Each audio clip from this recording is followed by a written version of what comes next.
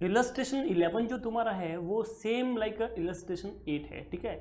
Same यहाँ पे क्या हो रहा है, रिपोजीशन हो रहा है तुम्हारा, बट पार्शियल हो रहा है, ठीक है, कंप्लीट नहीं हो रहा है। तो आपको पता है जब भी पार्शियल रिपोजीशन होता है तो जिस दिन रिपोजीशन होगा उससे पहले की सारी चीज़ें नॉर्मल करते हैं, एज इट इज करते हैं जैसी होती है तुम्हारी।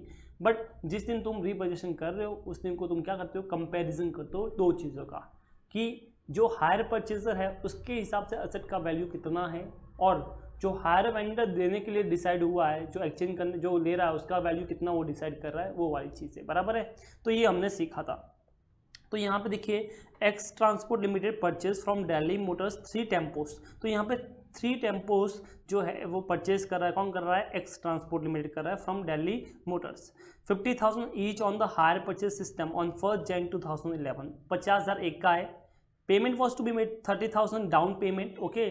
बाकी जो रिमेनिंग है वो 3 इक्वल एनुअल इंस्टॉलमेंट में पे हो रहा है, और वो भी कब पे हो रहा है, 31 दिसंबर 2011, 12 एंड 13, यानी लास्ट डे को, together with the interest eight 9% per annum. तो जो तुम्हारा लास्ट सम था वैसा ही सेम एज इट इज आ रहा है। X transport limited right of depreciation eight the rate of 20% on the diminishing balance method, यानी WDV 20% के हिसाब से डेप्रिसिएशन चार्ज होता है। It paid the instalment due at the end of the first year, that is 31 December 2011, but could not pay the next on 31 December 2012। तो एक instalment पे हो चुकी है, एक अभी होना बाकी है, मतलब फिर रिपोजीशन हो जा रहा है। तो एक ही इंस्टॉलमेंट पे हुई है, सेकंड इंस्टॉलमेंट ड्यू हो चुकी थी बट पे नहीं हुई थी। Delhi motor agree to leave 1 tempo with the purchaser on 1 Jan 2013। बोला एक टेम्पो छोड़ देगा, बाकी 2 टेम्पो लेके जाएगा। Adjusting the value of other 2 tempos against the amount due on 31 December 2012। बोलता है कि भैया जो तुम्हारा वैल्यू है वो उसमें दोनों टेम्पो का किस हिसाब से लेगा, वो the tempos were valued on the basis of 30% depreciation annually. तो वो 30% का डेप्रिसिएशन चार्ज के हायर वेंडर ले रहा है, ओके। तो आपको बताने का है। तो देखो सबसे पहली चीज़ क्या होगी, फर्स्ट थिंग तुमने चीज़ परचेज की है तो आप बोलोगे भाई असेट अपने पास आई है, तो असेट अकाउंट डेबिट, ठीक है। तो tempos account debit to hire vendor, amount कितना होगा, 50,000 ईच है, तो 50,000 इंटू 3 दैट इज 1.5 लाख, 1,50,000। तो देख लो आप यहाँ पे 50,000 इंटू 3 के हिसाब से 1.5 लाख से तुम एंट्री पास करोगे tempo account debit to Delhi motors, यानी कि हायर वेंडर। अब दिल्ली मोटर में ये अपोजिट सामने आ जाएगा, बाय टेम्पोज 1,50,000, ओके। तो ये आमने सामने आ गया, कुछ यहाँ तक प्रॉब्लम नहीं होगी। अब अगर मैं टेम्पो की बात करूँ तो उसके अकाउंट में क्या आता है, डेप्रिसिएशन चार्ज होता है, और आप जो डेप्रिसिएशन चार्ज करते हो वो करते हो 20% पर एनम। तो यहाँ पे 20% के हिसाब से बाय डेप्रिसिएशन हो गया 30,000, फिर बैलेंस आ गया 1,20,000। ये 1,20,000 ओपनिंग बैलेंस बच गया और तुमने अपना डेप्रिसिएशन चार्ज लिया 24,000। अब रुक जाओ क्योंकि अब रिपोजीशन हो रहा है, ओके। तो इस अकाउंट में मैंने जितना टिक किया उतना आप देख लो। नेक्स्ट देखते हैं उस दिल्ली मोटर्स में। तो यहाँ पे देखो आपने डाउन पेमेंट किया 30,000 का, फिर आपने इंटरेस्ट चार्ज किया तो 1,50,000 में से 30 का डाउन पेमेंट हो गया, बच गया 1,20,000। 1,20,000 पे कितना परसेंट, 9% पर एनम है, तो 1,20,000 का 9% देख लो 10,800 हो गया। तो टू बैंक आ गया तुम्हारा कितना, 50,800। सर ये 50,800 कहाँ से आया, तो मैंने बोला देखो 1,50,000 तुम्हारा कितना था, उसका प्राइस था, माइनस आपने डाउन पेमेंट किया 30,000 का, तो तेरे लिए जो वैल्यू बच गया था वो बच गया था 1,20,000 पे करना। तू विथ इंटरेस्ट EMI पे करेगा, बट तू EMI पे करा 3 इक्वल एनुअल इंस्टॉलमेंट, तो डिवाइड बाय 3 कर ले तो तुझे एक इंस्टॉलमेंट हो गई तेरी 40,000 की, बराबर है 40। बट ये जो पे करेगा वो विथ इंटरेस्ट पे करेगा, तो इसमें इंटरेस्ट नहीं है तो प्लस इंटरेस्ट कर ले। ये फर्स्ट इंस्टॉलमेंट में इंटरेस्ट है 10,800 का, तो तेरा आंसर आ गया 50,800। बोले समझ में आया, यस। तो 50,800 तुम्हारा इस तरह से आया है। तो बैलेंस बच गया 80,000, कितना बच गया 80,000 का। अब ये 18,000 फिर ओपनिंग हो गया, फिर आप इंटरेस्ट चार्ज करोगे तो 80,000 पे करना था, उसके ऊपर 9% कितना होता है 7,200, ओके। जैसा आपने टेबल में सीखा था सेम एज इट इज होगा। तो अब यहाँ तक कोई प्रॉब्लम होगी नहीं। तो यहाँ पे देखिए मैंने जितना टिक मारा है उतना आई थिंक आपको समझ में आ गया होगा। अब अपने को करना पड़ेगा कंपैरिजन। कंपैरिजन कैसे होगा वो देख लीजिए। तो यहाँ पे मैं 2 टेबल बनाएगा, एक हायर परचेजर का व्यू के हिसाब से और एक नीचे बनाएगा मैं हायर वेंडर के जो ले रहा है उस हिसाब से। तो यहाँ पे देखिए कितने टेम्पो थे उसके पास, 3 टेम्पो थे, 2 उसने ले ली, तो हम 2 टेम्पो की बात करेंगे। तो मैं यहाँ पे 2 टेम्पो की बात कर रहा हूँ। एक का 50,000 था, तो 50,000 इंटू 2, तो आपका वैल्यू जो आया वो आया 1 लाख रुपीज़। कितना आया 1 लाख। अब फर्स्ट के एंड में आपने डेप्रिसिएशन चार्ज किया एट 20% के हिसाब से, तो 20 तक का डेप्रिसिएशन हो गया। कितना हो गया 20,000 का डेप्रिसिएशन हो गया, तो तुम्हारा वैल्यू बच गया 80,000। फिर आपने डेप्रिसिएशन चार्ज किया एट 20% के हिसाब से, तो देख लो 8 और 16 का तुम्हारा डेप्रिसिएशन हो गया, बराबर है, अंडरस्टूड। अब कितना बच गया अपने पास, अब बच गया 64,000, तो 64,000 तेरे लिए क्या हो गया है, वैल्यू हो गया तेरे लिए, हायर परचेजर के लिए, ठीक है। अब हायर वेंडर कितना डिसाइड किया, तो देखो 2 टेम्पो उसने लिए जिनका वैल्यू 1 लाख था, तो ये तो सेम रहेगा, बस रेट ऑफ डेप्रिसिएशन अलग है। यहाँ पे उसने जो कंसीडर किया है वो क्या है, depreciation eight the rate of 30%, तो 30,000 का डेप्रिसिएशन ये हो गया, ओके। तो 70,000 का वैल्यू बच गया। Now again eight the rate 30% depreciation लिया, तो 21,000 का डेप्रिसिएशन हो गया 30% के हिसाब से, तो 70,000 माइनस 21,000 तेरा होता है 49,000, कितना होता है 49,000। तो आप देख सकते हो यहाँ पे हुआ क्या है, सर एक का वैल्यू 64 है, एक का 49 है, मतलब कितना लॉस हो गया है, तेरा असेट का वैल्यू 64 है बट सामने वाला कितना लेस करेगा 49,000, तो 64,000 माइनस 49,000, तेरा जो लॉस हुआ है वो हुआ है 15,000 का। कितना लॉस हुआ तुझे, 15,000 का लॉस हुआ है, बराबर है। तो अब हायर वेंडर ने कितना लेस किया 49,000, तो तू जब लेस करेगा तो 49,000 हायर वेंडर के अकाउंट से करेगा, तो दिल्ली मोटर के अकाउंट से तू लेस करेगा 49,000, तो ये देखिए आपने 49,000 जो है वो लेस कर लिया है, तो ये देखिए 2 टेम्पो कितना लिखा 49,000, अंडरस्टूड। तो ये आपने 49,000 लेस किया, बचा हुआ तेरा बैलेंस आ गया, ये तेरा बैलेंस हो गया, डन। आगे कुछ नहीं करना अपने को, बस इतना ही है, ठीक है। अब यहाँ असेट की बात करते हैं, तो 49,000 तेरा असेट का वैल्यू सामने वाला ले रहा है, वेंडर ले रहा है, इतने में ले रहा है, बट तेरी रियल में उसकी वैल्यू कितनी है बता, तेरी रियल में वैल्यू है उसकी 64,000। तो अगर वो 49,000 में ले रहा है, 64,000 तेरी वैल्यू है, तो 15,000 का लॉस हो गया, लॉस तो डेबिट करेगा, तो ये बाय P&L आएगा, तो बाय P&L अकाउंट कितना आया 15,000, अंडरस्टूड। अब जो बैलेंस बच गया, ये तेरा बैलेंस आ गया एक टेम्पो का 32,000, बराबर है। तू क्रॉस वेरीफाई भी कर सकता है, एक टेम्पो 50 में तुमने लिया, 2 साल का डेप्रिसिएशन 20% WDV के हिसाब से निकाल दे, तो जो वैल्यू बचेगा वो बचेगा 32,000, तो ऐसे क्रॉस वेरीफाई भी कर सकते हो। अब थर्ड ईयर में क्या होगा, 32,000 का ओपनिंग बैलेंस हो गया, फिर डेप्रिसिएशन उसके ऊपर लग गया 20% और ये बैलेंस बच गया, बराबर है। हायर वेंडर में क्या होगा, तेरा बैलेंस जो है कितना बचा है 38,000, उसके ऊपर 9% का इंटरेस्ट होता है, 9% का इंटरेस्ट ले ले और ये लास्ट EMI तू पे कर लेगा, बस खत्म। इसका मतलब फिर क्वेश्चन अपना नॉर्मल हो गया। तो यहाँ पे रीपोजेशन में इतना ही था, ठीक है। मतलब रीपोजेशन में देखना कि आपको जिस दिन मैं रीपोजेशन कर रहा हूँ उस दिन को आपको कंपेरिजन करना पड़ेगा कि as per the hire purchase जो अपनी बुक्स में असेट की वैल्यू दिखाई है वो कितनी है। अब वो कैसे निकालेंगे, जितने जो असेट था वो ले रहा है उसमें से जो डेप्रिसिएशन उसने जो चार्ज किया हायर परचेजर ने वो माइनस कर लो, तो तुमको उसका वैल्यू मिल जाएगा।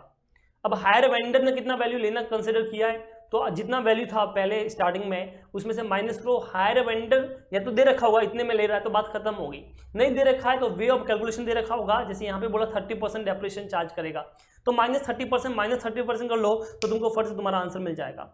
ओके, तो ये चीज़ थी जो तुमको यहाँ पे देखनी थी, तो ये था तुम्हारा क्वेश्चन। Okay, understood. तो सिंपल सी चीज़ थी, कुछ इसमें टफ था नहीं, लोग ऐसे इसका हवा बनाए टफ है ऐसा कुछ नहीं है, ठीक है। तो रीपोजिशन बड़ा सिंपल सी चीज़ है, अब लॉजिकली भी है सोचेंगे तो अपन। तो ये तुम्हारा हो गया, तो इलस्ट्रेशन 8 हो चुका है तुम्हारा, मैं ऑलरेडी करा चुका हूँ, ठीक है। अब जो है तुम्हारा आगे वाला illustration, that is your illustration number 9। कौन सा है तुम्हारा इलस्ट्रेशन नंबर 9? ओके, करें फिर, चलो। क्या है इलस्ट्रेशन नंबर 9 में, a firm acquired 2 tractors under the hire purchase agreement, detail of which were as follow. तो 2 ट्रैक्टर उसने क्या किए हैं, हायर किए हैं, तो जो उनका वैल्यू दे रखा है कैश प्राइस, तो 2 असेट परचेज किए उसने, उनका वैल्यू आपको दे रखा है 14,000 एंड 19,000 कैश प्राइस दे रखा है। Both agreement provided for the payment to be made in 24 monthly instalment. 24 monthly instalment total मिला के 24 है, उसमें आपको इसको रीपे करने का है। 600 ईच फॉर ट्रैक्टर 1 यानी ए, 800 each for the tractor 2। Okay, commencing on the last day of the month following purchase, last जिसने अपने परचेज किया उसके लास्ट मंथ से तुम्हारी शुरू हो जाएगी।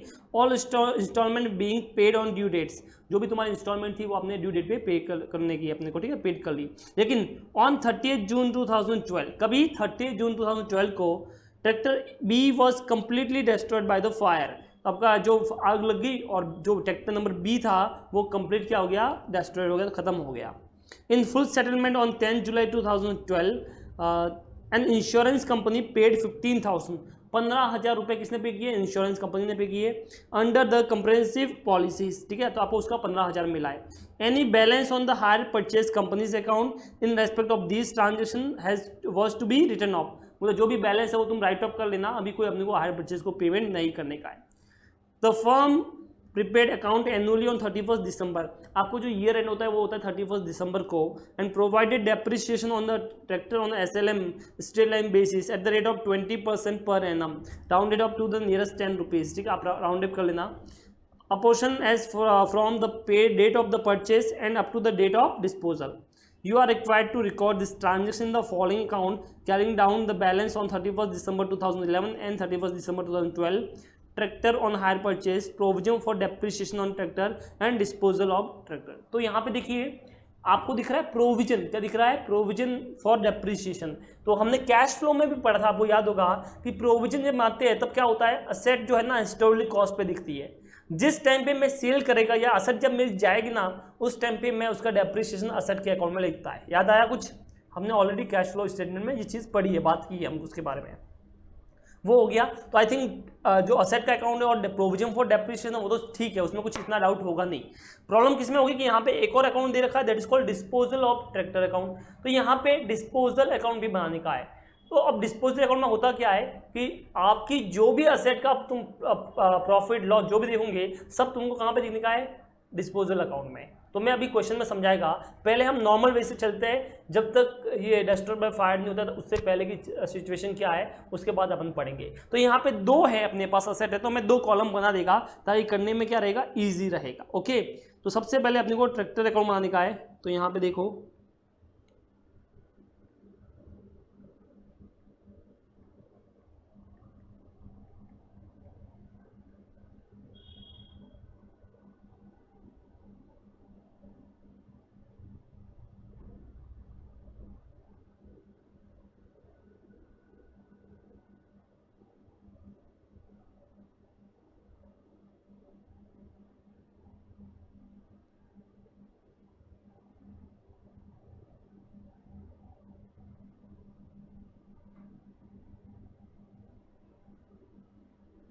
ये फर्स्ट वाला हो गया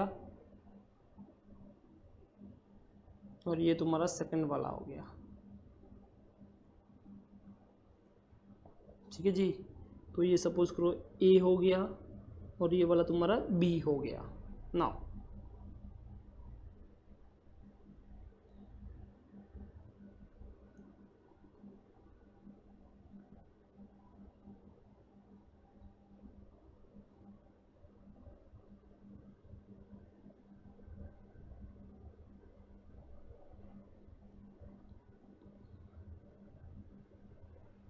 ओके जी, तो ये तुम्हारा दो ट्रैक्टर हो गए ए और बी।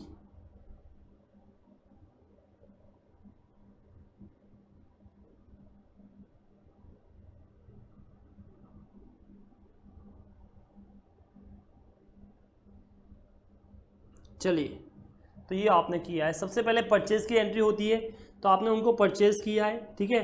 किससे परचेज किया है?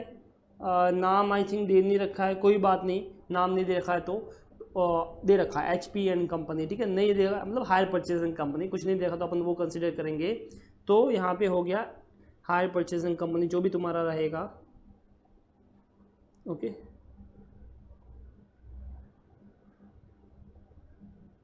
चलिए तो यहाँ पे देख लेते हैं 2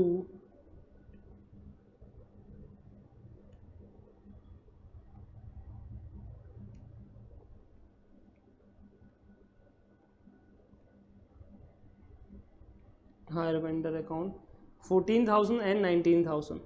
अच्छा, यहाँ पे अपने को हायर वेंडर का अकाउंट नहीं बनाने का है, रीज़न क्या है कि पूछा ही नहीं है, अपने को बिना जरूरत उसे जरूरत पड़ेगी भी नहीं, ठीक है। तो 14,000 19,000 हो गया।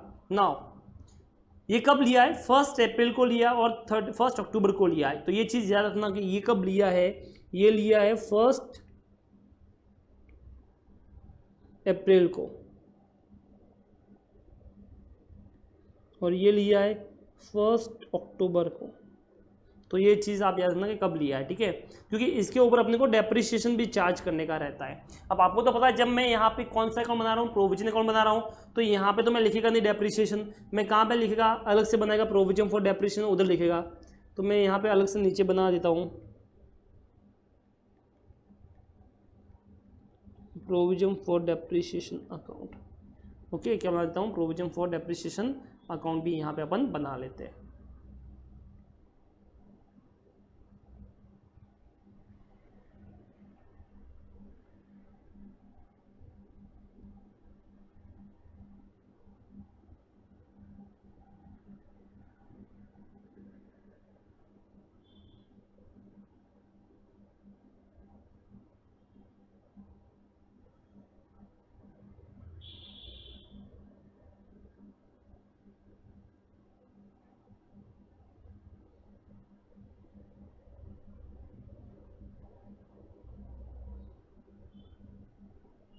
चलो, तो ये अपन ने बना लिया प्रोविजन फॉर डेप्रिसिएशन अकाउंट, ए का एंड बी का, ए का एंड बी का। तो आई थिंक यहाँ तक कुछ डाउट नहीं होगा तुमको, बड़ा इजी था, सिंपल था, तो हो गया।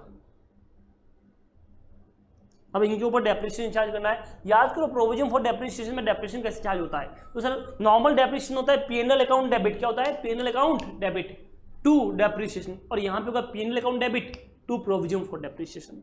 तो यहाँ पे मैं लिखेगा बाय P&L अकाउंट, बराबर है, डेप्रिसिएशन चार्ज होगा। अब देखो कितना होगा, पहली एसेट ली है मैंने 1 अप्रैल को, आपको पता है आपका साल खत्म हो रहा है 31 दिसंबर को, तो कितने महीने यूज़ की, अप्रैल से लेकर दिसंबर, यानी 9 महीने। तो आपको पहली एसेट पे 9 महीने का डेप्रिसिएशन चार्ज करना है। तो फर्स्ट एसेट पे मैं चार्ज करेगा ए पे, ठीक है, मैं इधर ही लिख रहा है, वर्किंग नोट कर रहा है, इनटू क्या रेट थी, जरा रेट भी देख लो आप लोग, डेप्रिसिएशन रेट 20%, ठीक है, स्ट्रेट लाइन मेथड है, SLM है, इंटू 20% इंटू 9 डिवाइड बाई 12। और बी का देखिए वैल्यू जो है अपना वो है 19,000 इंटू 20%। अब ये मैंने लिया 1 अक्टूबर को, अक्टूबर, नवंबर एंड दिसंबर, 3 महीना चला, तो 3 महीना, ठीक है। तो देख लो 14,000 into 20% into 9 divide by 12, so that is 2,100। कितना है इसका, 2,100, और इसका देखो 19,000 इंटू 20% इंटू 3 डिवाइड बाई 12, 950। कितना आ गया, 950। तो आई होप आपको ये समझ में आ गया होगा, इसमें कुछ भी डिफिकल्टीज थी नहीं। ये P&L हो गया। अब इसका क्या होता है, इसका तुम्हारा बनता है बैलेंस, क्या बनता है, बैलेंस। ये कहीं पे ट्रांसफर नहीं होता, ये बैलेंस शीट में आता है। तो टू बैलेंस कैरी डाउन, यहाँ पे आ गया 2,100। ओके, ये फंडा हम ऑलरेडी कैश फ्लो में पढ़ चुके हैं, 950 का, 2100 950, 2100 950। ये फर्स्ट ईयर हो गया। अब देखो आपका जो असेट है ना वो क्या हुआ है उसका। अब अच्छा इसका भी बैलेंस निकाल दो, फिर इसमें भी कुछ फर्स्ट ईयर में तो कुछ हुआ नहीं है, तो बाय बैलेंस कैरी डाउन तुम्हारा सेम आ जाएगा 14,000 और 19,000, और इधर टोटल आ गया, ठीक है।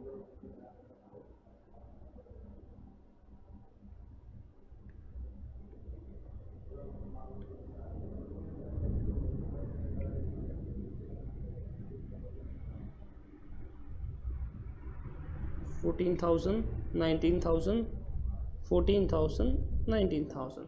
अब यही बैलेंस ओपनिंग बन गया।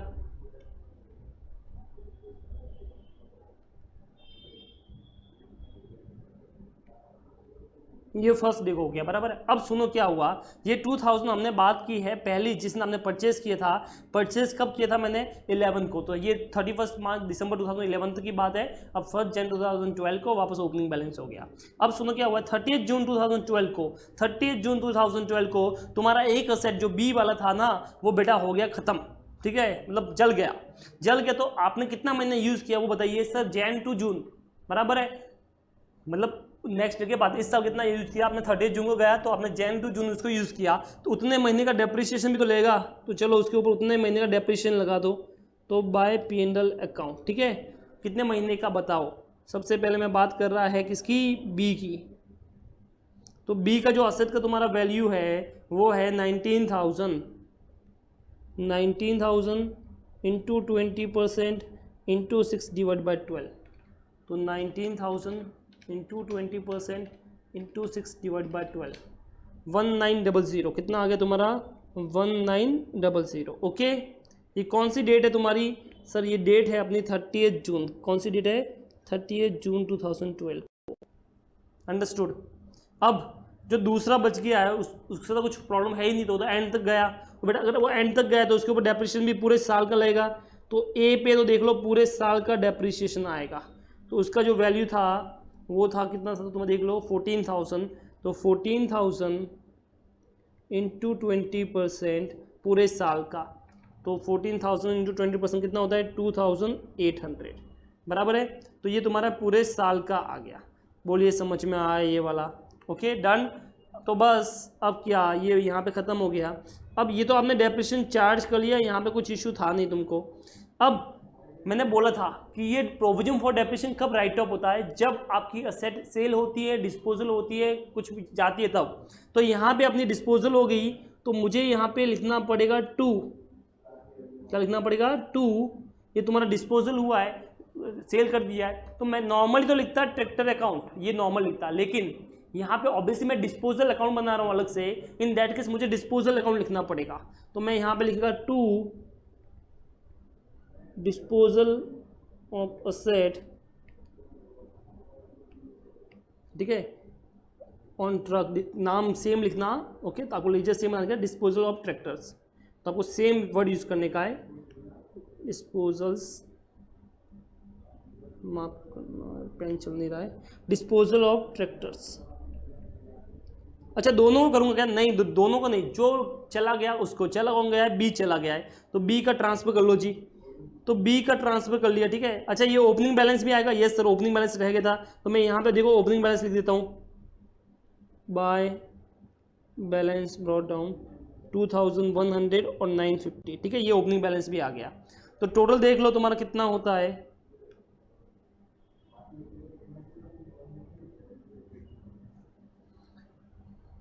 2,100 प्लस 2,800, 4,900 इसका, और 1,900 प्लस 950, 2,850 इसका। तो बेटा जो आप ट्रांसफर करोगे, जो बैलेंस करोगे, कितना है? 2,850। तो ये अकाउंट यहाँ पे ख़त्म हो गया। कौन सा ख़त्म हो गया आपका? ये सेकंड वाला अकाउंट, ये तुम्हारा क्या हो गया? यहाँ पे ख़त्म हो गया है, बी का अकाउंट, बराबर है। चलो 2,850 कौन सा आ गया यहाँ पे? बैलेंस। अब तो कुछ नहीं है ना उसमें, तो कुछ है ही नहीं में, तो उसका तो नॉर्मल बैलेंस आ गया जैसे आपने लास्ट टाइम निकाला था। कितना होता है टोटल बैलेंस? 4,900। कितना होता है? 4,900। तो आप देख सकते हो कि यहाँ पे प्रोविजन फॉर डेप्रिसिएशन बड़ा सिंपल बनाया है। सबसे पहले क्या किया मैंने, प्रॉफिट एंड लॉस में जो डेप्रिसिएशन होता है उसको 6 महीने का 3 महीने का वो चार्ज किया, प्रॉफिट एंड लॉस से आया, उसको बैलेंस लिया, फिर वो बैलेंस ओपनिंग हो गया, फिर वापस करंट ईयर का जो डेप्रिसिएशन वो इसमें ऐड हो गया।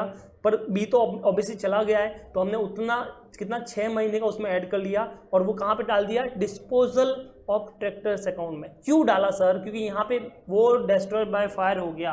अब कभी भी आप प्रोविजन फॉर डेप्रिसिएशन करते हो ना, तो तभी वो असेट के अकाउंट में जाता है, जब वो असेट या तो सेल हो जाए या डिस्ट्रॉय हो जाए या डिस्पोज हो जाए, कुछ भी ऐसा हो जाता है तभी ही जाता है, अदरवाइज नहीं जाता। तो यहाँ पे देखो 2,850 तुम्हारा गया।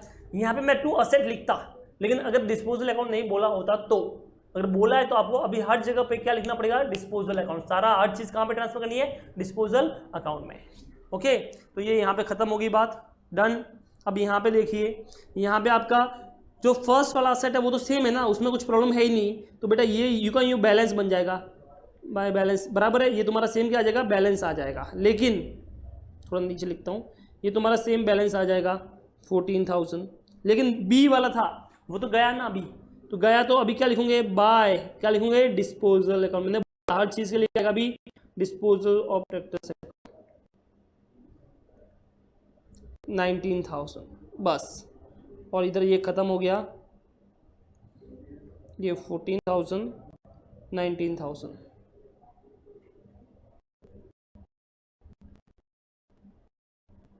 तो आप देख सकते हो इस तरह से, बराबर है। तो ये दोनों अकाउंट क्लोज हो गए। अब करना क्या, अपने को एक और अकाउंट बनाना पड़ेगा डिस्पोजल वाला।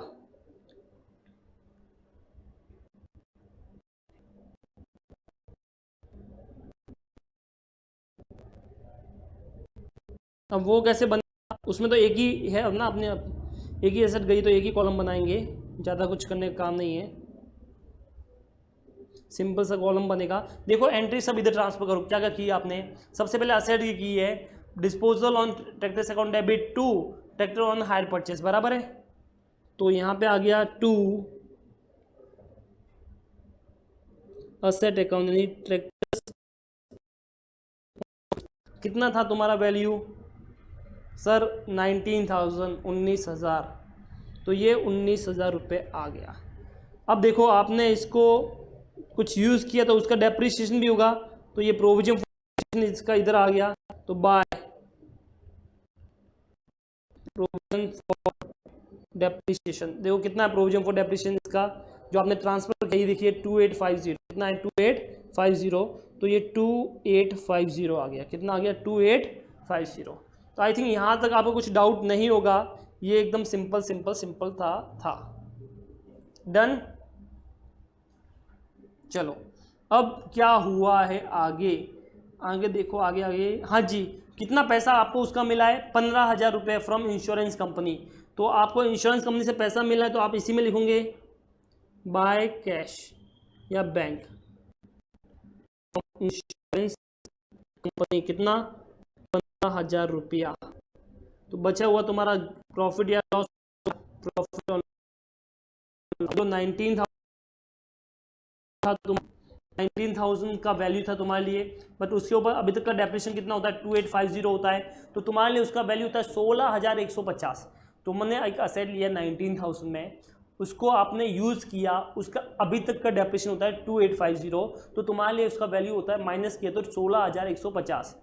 आपने इंश्योरेंस कंपनी से आपको कितना मिला 15,000 का, इसका मतलब आपका लॉस कितना हो गया 1,150 रुपये का लॉस हो गया। क्या हो गया, ये लॉस हो गया। बोलो समझ में आया ये वाला, तो ये आपका लॉस है, ये लॉस बाय फायर होगा, ये क्या हो गया इस तरह से अकाउंट। तो आई थिंक आपको समझ में आ गया होगा, इसमें कुछ टफ था नहीं, बाकी जो बैलेंस है वो बैलेंस ही रहेंगे, एवरी ईयर उसके ऊपर डेप्रिसिएशन चार्ज होगा ए पे, तो वो तो अपने को इतना ही करने का है। तो यू कैन सी, देखो यहाँ पे हम फाइनल आंसर देख लेते हैं, ये 14,000 का असेट इसके पास बचा है, अपना भी असेट जो था एक ही बचा है 14,000 का। ओके, ये प्रोविजन फॉर डेप्रिसिएशन की बात की अपना ये हो गया, मैंने बता दिया आपको पूरा, ठीक है। लास्ट में 4,900 बच रहा है, ये बैलेंस बच गया। और यहाँ पे आपका डिस्पोजल है तो 1150 प्रॉफिट एंड लॉस अकाउंट में आ गया, अपना भी इधर कितना आया 1150 आया है। ओके, तो यहाँ पे मैंने कितने सिंपल वे में कर लिया, आप देख सकते हो, दो कॉलम बना दिए ए और बी, और बात उनका सेपरेट सेपरेट किया। ओके, तो जल्दी हो जाएगा। बोलिए अंडरस्टूड, किसी को डाउट है तो कमेंट कर लो। आई थिंक आपको समझ में आ गया होगा, बड़ा इजी था, कुछ इसमें था नहीं, नॉर्मल लॉजिकली सोचने का था, कुछ भी नहीं था। Sir disposal on tractor account कुछ बता दो, तो मैंने बोला देखो नॉर्मली जो सारी चीज़ें होती है ना ये अपन असेट अकाउंट में करते हैं, ठीक है। अब मैंने क्या बोला, वही चीज़ें असेट अकाउंट में ना कहाँ पे होगी, डिस्पोजल ऑन ट्रैक्टर अकाउंट में, बस। तो इसका मतलब एक तरह से डिस्पोजल ऑन ट्रैक्टर अकाउंट क्या पता है, तुम्हारा असेट अकाउंट ही है। ध्यान से देखो, क्या तुम्हारा असेट अकाउंट जैसा नहीं है क्या मैं इसको बी का अकाउंट बोल सकता हूँ, बी ट्रैक्टर्स का? Yes sir. तो जैसे आपने परचेस किया तो लिखा टू ट्रांसफर ना है परचेस, फिर जब उसके ऊपर जितना डेप्रिसिएशन था एक्यूमुलेटेड डेप्रिसिएशन वो आ गया प्रोविजन फॉर डेप्रिसिएशन, जो पैसा मिला वो बाय कैश, और जो गेन या लॉस हुआ वो बाय प्रॉफिट एंड लॉस या टू प्रॉफिट एंड लॉस जो भी होगा। तो ये वही है, बस वे ऑफ प्रेजेंटेशन थोड़ा सा अलग है। तो आई होप आपको ये समझ में आ गया होगा, ठीक है। तो ये लीजिए जी, अगर आपको स्क्रीनशॉट लेना तो आप ले सकते हो नोटबुक, अपने नोटबुक में करने के लिए। ये फर्स्ट है तुम्हारा, आप ले सकते हो इसका स्क्रीनशॉट। अब एक यहाँ पे है तो इसका भी आप ले सकते हो। अब लास्ट वन यहाँ पे ये है तो इसको भी आप लिख सकते हो, ठीक है। चलो, तो ये था आपका इलस्ट्रेशन नंबर कौन सा था तुम्हारा 9, कौन सा था इलस्ट्रेशन नंबर 9, ठीक है। आई थिंक यही एक अलग था, बाकी तो सेम ही जैसे अपन ने किए वैसे ही है। 10 में आपको ऑलरेडी बता चुका हूँ, ठीक है। 11 भी हम कर चुके हैं, 10 बता दिया ना मैंने आपको, यस 10 ऑलरेडी हम बात कर चुके थे, पहले कंप्लीट रिपोजिशन वाला था। 11 हो चुका है, तो बेटा ये तुम्हारा चैप्टर क्या हो गया, खत्म हो गया। क्या हो गया तुम्हारा, खत्म हो गया, ठीक है। इंस्टॉलमेंट पेमेंट क्या होता है, सेम ही आपके एंट्री वेंट्री सेम ही रहती है, जस्ट कि फर्स्ट में आपका क्या होता है ट्रांसफर हो जाता है, पोजीशन के साथ में ओनरशिप भी ट्रांसफर हो जाती है।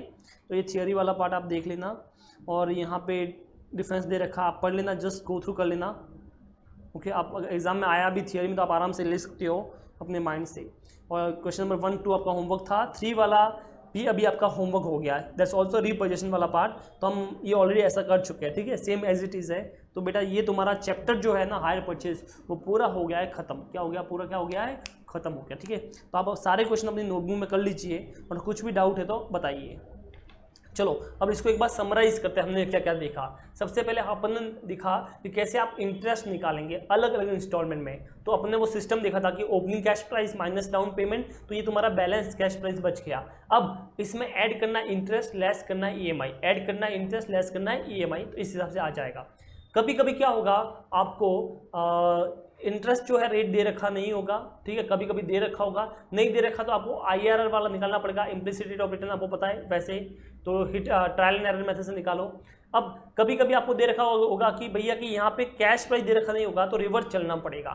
क्या चलना पड़ेगा? रिवर्स चलना पड़ेगा, तो रिवर्स कैलकुलेशन से अपने को निकालना पड़ेगा। डन, ये था इंटरेस्ट वाला पार्ट। एंट्रीज आपको बहुत अच्छे से आती है, मुझे बताने का काम नहीं है। उसके बाद कंप्लीट रिपोजिशन था और पार्शियल था। कंप्लीट में तो क्या था, जो भी बैलेंस आया वो हायर वेंडर का अकाउंट का पहले क्लोज करने का, उसको ट्रांसफर करने का असेट अकाउंट में, और जो भी गेन या लॉस होगा वो असेट अकाउंट में आएगा। सोचना, जो भी गेन या लॉस होगा किस में होगा? असेट में होगा। कभी भी हायर वेंडर में आप गेन या लॉस नहीं लिख सकते, कितनी सोचने वाली बात है। हायर वेंडर के अकाउंट में कभी गेन या लॉस नहीं लिख सकते, जो भी गेन या लॉस होगा वो कहाँ पे होगा? असेट के अकाउंट में होगा, बराबर है, क्योंकि आपको गेन या लॉस किस पे हो रहा है? असेट पे हो रहा है, तो वहाँ पे ही होगा। अब पार्शियल रिपोजिशन में आपको कंपैरिजन करना पड़ेगा, डेट सेम रखना जिस दिन तुम्हारा रिपोजिशन हुआ है, तो वहाँ पे as per the hire purchase कितना वैल्यू आता है और एज पर दी वेंडर कितना वैल्यू आता है, जो डिफरेंस होगा वो उसका लॉस या गेन होगा। अंडरस्टूड? फिर आपको एंट्री करना सिखाया, मैं सब सिखाया, एक आखिरी में डिस्पोजल वाला भी बताया, तो वो भी सिंपल था। बस इतना ही था बेटा हायर परचेज। तो आई थिंक आपको ये समझ में आ गया होगा, ठीक है। चलिए फिर टाटा बाय बाय।